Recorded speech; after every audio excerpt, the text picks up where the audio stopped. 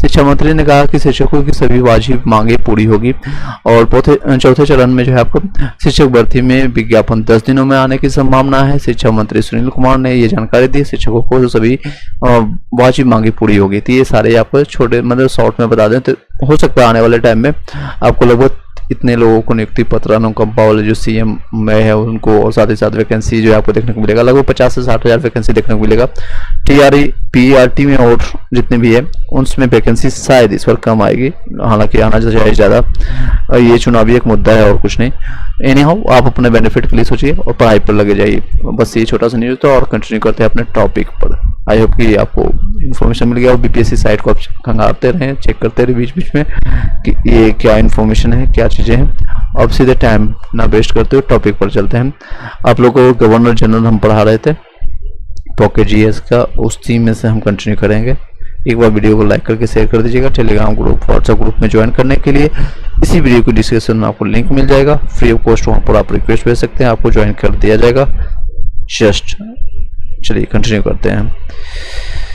जैसे टाइम मिलता है, मेरे पास टाइम की स्कैर्सिटी के कारण कम समय मिल पाता है, तो जो भी टाइम मिलता है हम आपको देने की कोशिश करते हैं। आप बस सकते आप उसका पूरा उपयोग करें। चलिए यहाँ तक हम आपको कंप्लीट करा दिए थे। वॉर इन्वेस्टिंग मैंने आज के समय में आपको कंप्लीट करवाया था। अब आगे कंटिन्यू करते हैं, एक बार दोबारा रिवाइज करवा देते हैं। वॉर इन्वेस्टिंग लॉर्ड हेस्टिंग्स के कार्यकाल में 1813 से 27 के बीच में होता है। इसके समय में आंग्ल नेपाल युद्ध होता है, जो कि कहा भी जाता है। इस में जो है नेपाल के अमर सिंह थापा कौन रहता है, अमर सिंह थापा को आत्मसमर्पण करने पर मजबूर करना पड़ता है। अमर सिंह थापा को क्या करता है, आत्मसमर्पण करने को मजबूर कराया जाता है। मार्च जो है, मार्च याद रहे ना रहे, ये याद रखेगा 1816 यानी कि 1816 में अंग्रेज और गोरखाओं के मध्य जो है संगोली की संधि होती है। कहाँ पर होती है, संगोली की संधि होती है। कहाँ पर होती है, संगोली एक जगह है जहाँ पर संगोली की संधि होती है। किसके बीच में होता है, तो आंग्ल यानी कि अंग्रेज और नेपालों के बीच, नेपाल में होता है। ये नेक्स्ट है, इसके समय में पिंडारियों का अंत कर दिया जाता है। ये यहाँ पर समय किसका है, तो लॉर्ड हेस्टिंग का समय है, लगभग 10 साल इस शासन करता है। पिंडारियों का अंत किया जाता है। पिंडारियों के प्रमुख नेताओं में शामिल था वासिर मोहम्मद चीतू और करीम खान थे। इसने मराठाओं की शक्ति की अंतिम रूप से नष्ट कर दिया।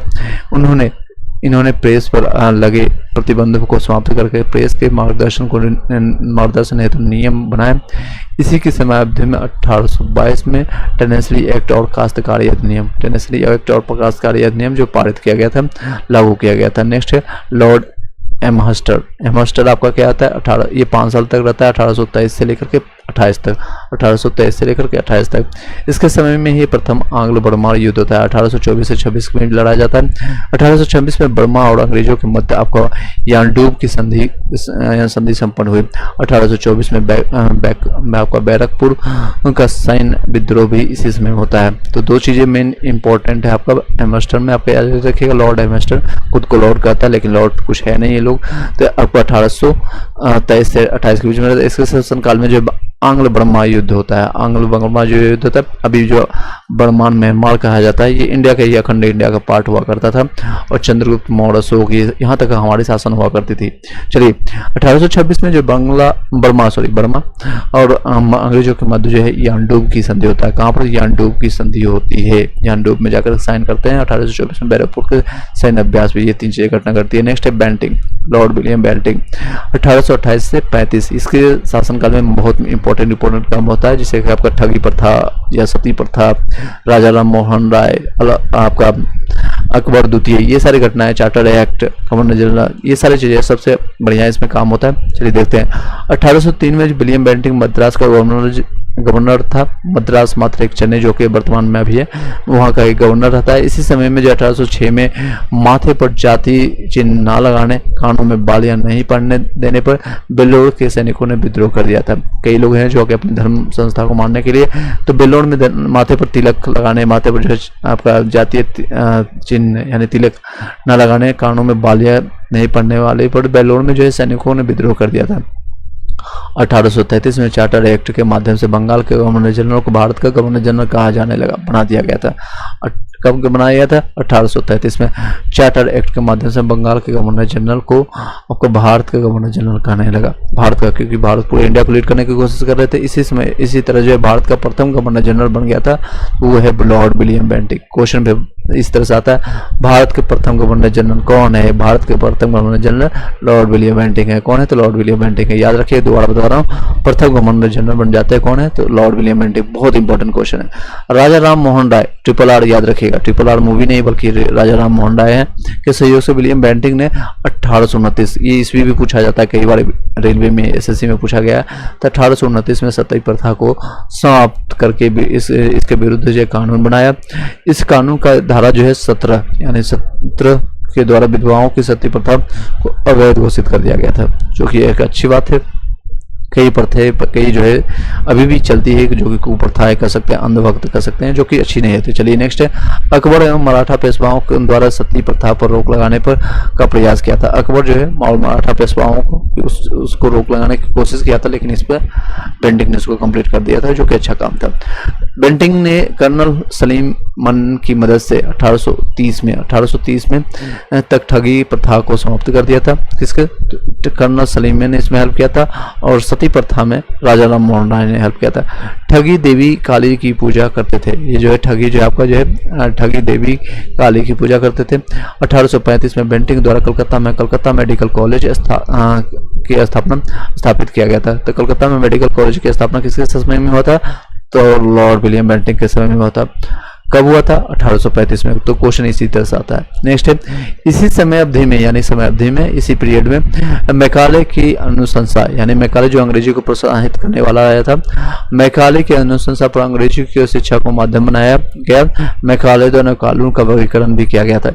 मैकाले का मेन मकसद था कि हमारे जितने भी गुरुकुल की सभ्यता या फिर प्राचीन सभ्यता जो नॉलेज था उसको खत्म करने के लिए, ताकि अध कचरा या फिर खिचड़ी बना के चला जाए, इंग्लिश थोप दिया गया।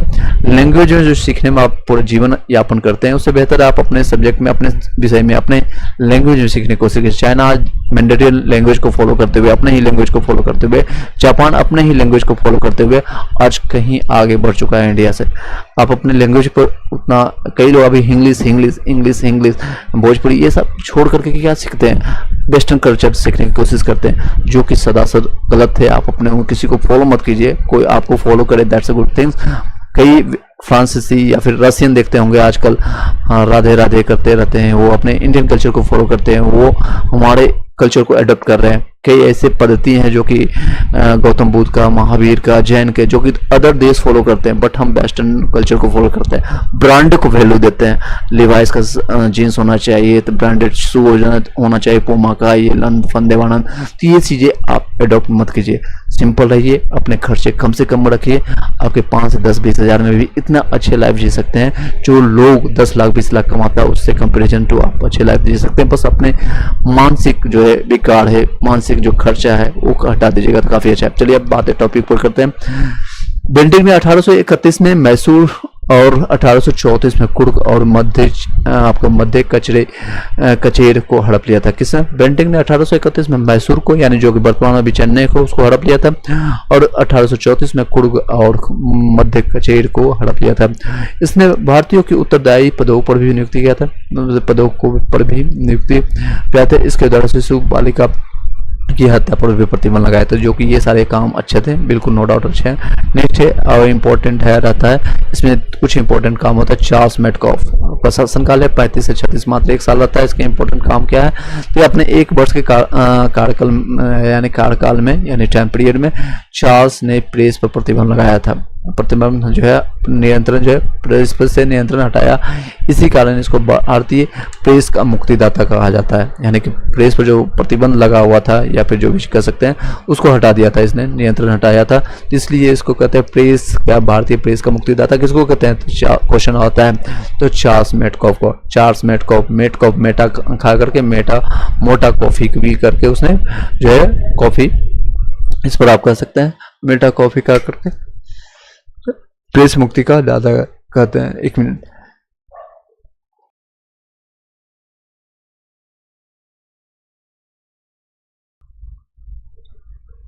चलिए आगे कंटिन्यू करते हैं। नेक्स्ट है आपका लॉर्ड ऑकलैंड। आपका 1836 से 42 तक रहता है, लगभग 6 से 7 साल। महत्वपूर्ण घटना यह है प्रथम आंग्ल अफगान युद्ध होता है 1839 से 42 के बीच में। 1839 में कोलकाता से दिल्ली तक ग्रैंड ट्रैंक रोड आपका बनाता है। ग्रैंड ट्रैंक ये आपका बनाता है कि मरम्मत कर आपका जो है कार्य करवाता है। किसके द्वारा बनाया था? तो grand trunk road GT road जिसको कहते हैं, ये आपका शेरशाह सूरी, बिहार का शेर जिसको कहते हैं, शेरशाह सूरी अफगानी था, लेकिन बट बिहार में शासन, बिहार से लेकर के दिल्ली सल्तनत में जाकर राज करने वाला एकमात्र बिहारी वही था, जीटी, जो को हुमायूं को लात मार मार करके चौसाखरी युद्ध में 1839 में भगाता है इसी समय में। चलिए, इसकी समयावधि में जो है ब्रिटिश संसद ने भारतीय विद्यार्थियों को डॉक्टरी की शिक्षा के लिए विदेश जाने की अनुमति प्रदान की। लॉर्ड ऑकलैंड के समय में, ऑकलैंड नाम से पता चला ऑकवर्ड कुछ है, तो इसमें ऑकवर्ड काम किया हुआ था। एक तो जीटी रोड को इसने मरम्मत करवाया था, आंग्ल अफगान युद्ध हुआ था 1839 में, और तीसरा हुआ था आपका डॉक्टरी शिक्षा के लिए उसने विदेश जाने की अनुमति दिया था। नेक्स्ट क्वेश्चन है लॉर्ड एलिनबरो। लॉर्ड एलिनबरो से 1842 से 44 में, तो रिवाइज भी हम करवाएंगे जो अभी तक बताएं जितने भी है, इसको एक बार रिवाइज भी करवा देंगे, डोंट वरी। चलिए, लॉर्ड जो है एलिनबरो 1842 से 44 तक रहता है। इसके कार्यकाल में है प्रथम आंग्ल अफगान युद्ध समाप्त होता है, क्योंकि ये स्टार्ट हो गया था 39 से 42 में, तो खत्म होता है आपका कब? तो आपका 42 से 44 में। सिंध को अगस्त 1843 में पूर्ण रूप से ब्रिटिश साम्राज्य में मिला लिया गया था। सिंध जो कि अभी पाकिस्तान में पड़ता है। इसके कार्यकाल में जो दास प्रथा का उन्मूलन भी, यानी उन्मूलन मतलब खत्म करना, आपका दास प्रथा को भी खत्म कर दिया गया था। 1843 एक्ट 5 जो है के द्वारा इसको खत्म किया गया था। दास प्रथा, दास जो है कह सकते हैं गुलाम हम क्या, अभी भी आप कहीं भी सेक्टर में कुछ कहते हैं हम तुम्हारे गुलाम है क्या, जो हम ये करेंगे वो सुनेंगे, या टोनलिटी आप हाई करोगे, तो कोई भी आज किसी का सुनना नहीं चाहता। रविवार की छुट्टी का जो है शुरुआत भी यहीं से शुरुआत हो गया था। एलिनबरो, लॉर्ड एलिनबरो के समय में आपका रविवार जो आपको देखते हैं सरकारी छुट्टी, या फिर कह सकते हैं स्कूल में छुट्टी, या कहीं भी छुट्टी मिलता है रविवार का, वीक में एक दिन छुट्टी, तो यहीं से शुरू हुआ था 1843 में। 1843 में याद रखिएगा। नेक्स्ट है लॉर्ड हार्डिंग। यहाँ तक ये दोबारा हम रिवाइज करवा देते हैं थोड़ा सा। चलिए, तेजी से रिवाइज करवाएंगे। आई होप कि आपको पता है वो मेथड क्या है। लॉर्ड हेस्टिंग 13 से 23 के बीच में रहता है, देख लीजिए इसने क्या क्या काम किया। तो संगोली संधि हुआ था नेपाल और अफगानिस्तान के बीच, नेपाल और आंग्ला यानी आंग्ल और नेपाली युद्ध का समाप्त हुआ 1816 में हुआ था। और टेनेसली आपका काश्तकारी अधिनियम इसमें हुआ था। एमस्टन, लॉर्ड एमस्टन 1823 से 1828 तक रहता है। इसमें आंग्ल बर्मा युद्ध 1824 से 26 में संपन्न होता है। और आपका बर्मा और यांडू की जो होता है 1826 में, किसमें? तब बर्मा और अंग्रेजों के बीच में संधि आपका कंप्लीट होता है। बेंटिंग में बहुत सारे इंपॉर्टेंट काम हुए, जैसे मैंने बताया आपका लुइड बेंटिंग जो है पहले आपका मद्रास का गवर्नर था, ये भी क्वेश्चन आ चुका है। 1806 में जो है माथे पर आपका जो तिलक या फिर बालियां लगाना जो है लाहौर के सैनिकों का विद्रोह भी इसी समय हुआ था। 1833 में चार्टर एक्ट के माध्यम से बंगाल का गवर्नर जनरल को भारत का गवर्नर जनरल बना दिया था। किस एक्ट के था? 1833 में। तो भारत का पहला गवर्नर जनरल कौन बना था? Lord William Bentinck. Raja Ram Mohan Roy के हेल्प से इसने क्या किया था? तो बेंटिंग ने जो है 1829 में सती प्रथा को समाप्त कर दिया था। और धारा कौन सा? 17 धारा के तहत। और अकबर मराठा जो है इसका सती प्रथा का जो है रोक लगाने का प्रयास किया था, रोक लगाने इसके लिए विरोध किया था। चलिए नेक्स्ट चलते हैं, आगे के टॉपिक पर कंटिन्यू करते हैं। लॉर्ड हार्डिंग 1844 से 48 के बीच में 2 साल तक रहता है लॉर्ड हार्डिंग। प्रथम आंग्ल सिख युद्ध होता है 1845 से 46 में, ब्रिटिश आपका जो है विजय हुआ था। प्रथम आंग्ल सिख युद्ध होता है आपका। और नरबली प्रथा जो है, नरबली, कई लोग जो होता है पशुओं का बलि अभी भी समय में दिया जाता है कि आप बकरे को मार दे या XYZ को मार करके हम अपनी ये इच्छा पूरा कर लें, या हमारी शादी हो जाए, हमारे जो गवर्नमेंट जॉब हो जाए, हमारे घर बन जाए, हमें प्रेम विवाह हो जाए, ये लंद फंदे वानंदे जो होता है, ये आपकी जो अभी भी कई चीजें चलती है, उसमें नर को बलि दिया जाता था, यानी इंसानों को बलि चढ़ाया जाता था। तो कब, किसके समय में इसको भी खत्म किया गया था? लॉर्ड हार्डिंग में। तो याद रखिएगा, सती प्रथा बेंटिंग के समय में हुआ था। और अभी दास प्रथा का एलिनबरो के समय में। दास प्रथा कब हुआ था? 1843 में हुआ था। और ये आपका नरबली का प्रथा जो आपका 1844 से 48 के बीच में हार्डिंग के समय में होता है। नरबली प्रथा कब खत्म हुआ था?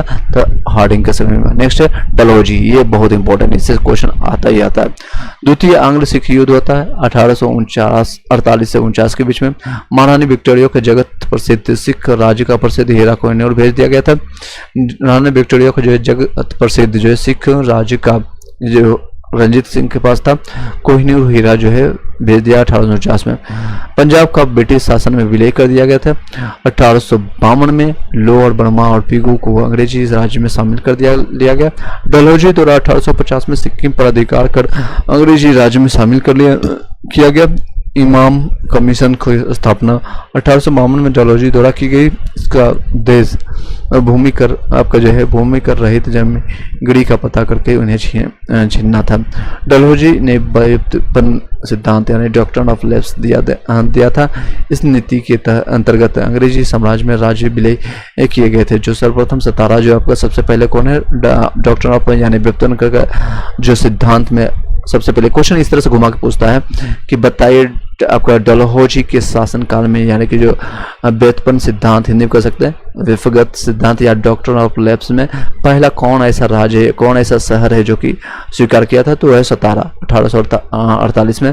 फिर आता है जैतपुर बुंदेलखंड में आता है। नेक्स्ट आपका संबलपुर उड़ीसा में 1849 में आपका आता है उसका बगाट हिमाचल प्रदेश के। फिर 1850 में आपका उदयपुर मध्य प्रदेश वाले, और फिर आपका 52 में झांसी और 53 में आपका जो है नागपुर आपका होता है। ऑप्शन में ये भी आता है कि इन सभी में से जिसे आपका फिर से बता देते हैं सतारा, जैतपुर, संबलपुर, बगाट, उदयपुर, आपका जो है झांसी और नागपुर। एक ऑप्शन मिलेगा जयपुर। क्या ये सभी डॉक्ट्रिन ऑफ लैप्स के तहत आपको जो है स्वीकार किया था या नहीं, तो ये जयपुर नहीं होगा आंसर में। कई बार बीपीएससी में क्वेश्चन पूछ चुका है, रेलवे में भी पूछा गया है।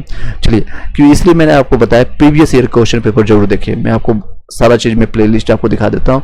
मैंने बीपीएससी का घटना चक्र हो, लूसेंट हो, कई ऐसे बुक्स हैं आपका यहाँ देख सकते हैं। मैंने कंप्लीट कराया है, तो आप उसको भी जाकर के एक बार देख सकते हैं। बीपीएससी 70 के लिए, बीपीएससी टीआरई 1 टीआरई 2 के दौरान एससीईआरटी एनसीईआरटी की बुक को मैंने कंप्लीट कराया, तो उसको भी आप जाकर के देख सकते हैं। पीडीएफ नोट्स प्राप्त करने के लिए आप हमें कांटेक्ट कर लीजिएगा, टेलीग्राम ग्रुप पे आप ज्वाइन कर लीजिए। नेक्स्ट है अवध पर कुशासन का आरोप लगा करके 1856 में ये कुशासन, ये क्वेश्चन आता है घुमा करके, कुशासन का आरोप लगा करके किस शहर को, किस जो है राज्य को अपने अधीन बना लेता है डलहौजी, किसके अधीन, अंग्रेज अपने शामिल कर लेता है। तो आंसर होना चाहिए अवध। अवध जो है एक्चुअली अवध का जो राजा उसमें था वो चापलूसी करता था डलहौजी का। बहुत सर हाँ आप बहुत अच्छे हैं, बहुत मक्खन लगाता था, लेकिन इसके पास ये मात्र कोई सूत्रधार नहीं था। जिनके बच्चे नहीं होते थे उसी का जो है जगह हड़पने की कोशिश करता था, अपने राज्य में मिलाने की विलय करने की कोशिश करता था। लेकिन अवध के बच्चे होने के बाद भी तो इस पर आरोप क्या लगाया, कुशासन कर रहा है, शासन अच्छे से नहीं कर रहा है। जिसे आपका कई लोग कहते हैं बिहार में या फिर यूपी में शासन अच्छा नहीं चल रहा है, कुशासन चल रहा है, जंगलों का राज है।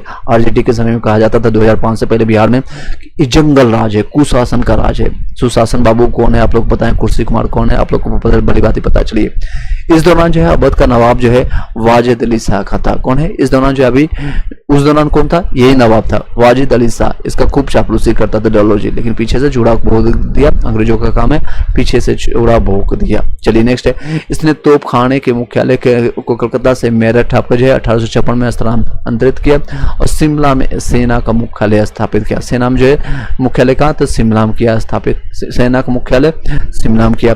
और तोप खाने का जो है मुख्यालय जो मेरठ से, कोलकाता से मेरठ 1856 में स्थानांतरित किया था। डलहौजी ने 1854 में शिक्षा से संबंधित सुधारों में वुड डिस्पैच को लागू किया। इसके अनुसार प्रमुख नगरों में सरकारी कॉलेज, जिलों में एंग्लो बर्माकुलर आपको बर्माकुलर स्कूल। 1857 में 3 प्रेसिडेंसी, कलकत्ता, मद्रास, बम्बई में एक विश्वविद्यालय स्थापित किए तथा एक शिक्षा निर्देश आपका प्रत्येक प्रदेश में नियुक्त किया गया था। इसको फिर से बता देते हैं, इंपॉर्टेंट है। 1854, हालांकि क्वेश्चन ज्यादा नहीं आया फिर भी मैं बता देता हूँ, क्योंकि एक बताने का काम है मेरा, आपका काम है समझने का, बार बार रिवाइज करना आना मेरा काम है, आपका काम है सिर्फ देखना और साथ ही साथ इसको रिवाइज करना।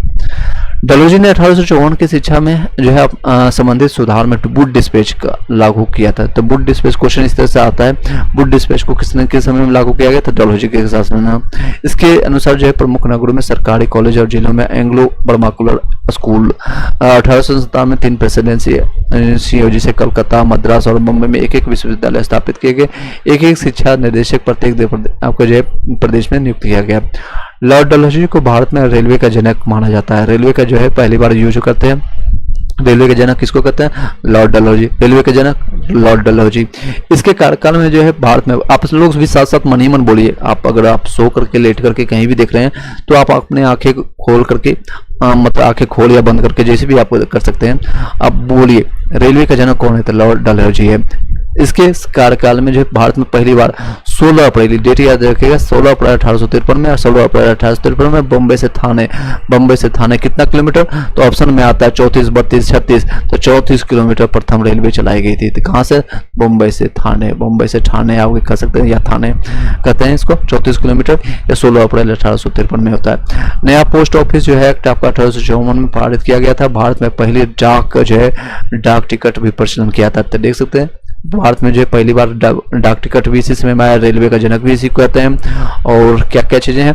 डॉक्टर ऑफ लेस भी कई बार आ चुका है। सबसे पहले सतारा ने किया, सबसे लास्ट में आपका जो है नागपुर ने किया। क्या जयपुर इसमें है कि नहीं है जो आपका। चलिए आगे कंटिन्यू करते हैं।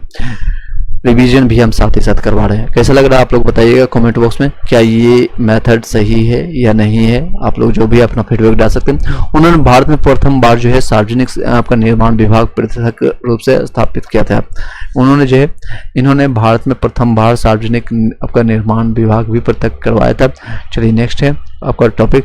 इन्होंने 1854 में एक स्वतंत्र विभाग के रूप में लोक सेवा विभाग, जिसको कहते हैं लोक सेवा विभाग, पब्लिक डिपार्टमेंट जिसको कहते हैं, की स्थापना की। लेकिन बहुत ज्यादा घूसखोरी होता है। इसके शासनकाल में जो है कोलकाता और आगरा के बीच में 1853 में पहली बार बिजली से संचालित तार सेवा की शुरुआत किया। तो बिजली से संचालित जो है तार सेवा, यानी कि तार सेवा किसके? तो 1853 में किसके शासनकाल में? तो डलहौजी के समय में।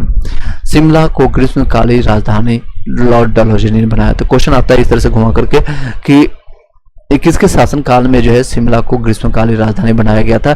तो आंसर होगा लॉर्ड डलहौजी। या क्वेश्चन इस तरह से, लॉर्ड डलहौजी के शासनकाल में किसको जो है आपका जो है ग्रीष्मकालीन राजधानी बनाया जाता था? आंसर होगा शिमला।